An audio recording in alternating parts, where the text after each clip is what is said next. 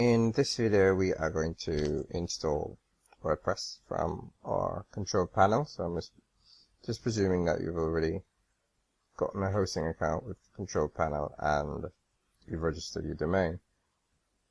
So the first thing you want to do is go and look for software/services, and depending on your hosting account, this may be slightly different. So here you'll see Softaculous, and a popular one is also Fantastico Deluxe, or you may see Auto Install.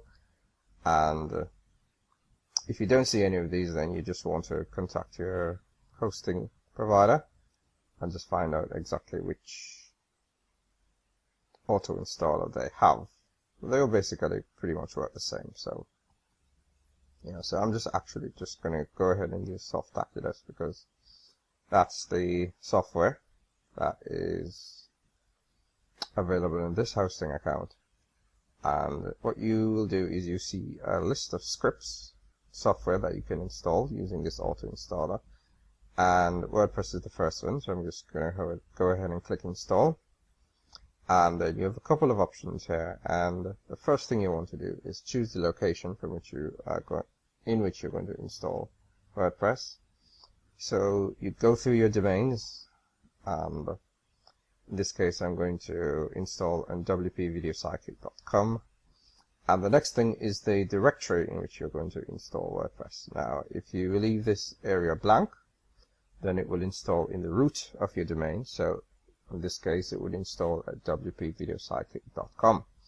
But if you type something in this area, such as news or blog, then it will install at wpvideopsychic.com / and blog, and that will be the location of your site.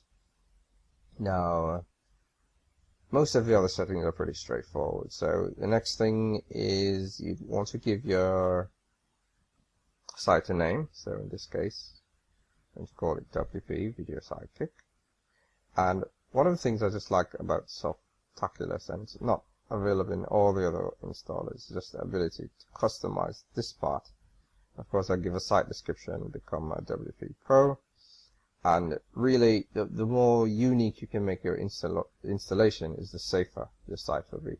So the next thing we look at is the admin account, and by default it will say admin, and I advise that you change this because this is a serious security vulnerability. So you want to change that, and of course create a unique password. Now, because this is a demonstration video, I'm just going to leave it the username as admin and just create a password, because of course I'm not going to use this for any serious purposes. And you just want to add your email, and this will be used for communications from the site to you. So if there are updates, if there are comments to be approved on your site, then it will go to that email. So then we just click install, and this will happen pretty quickly, as you will find.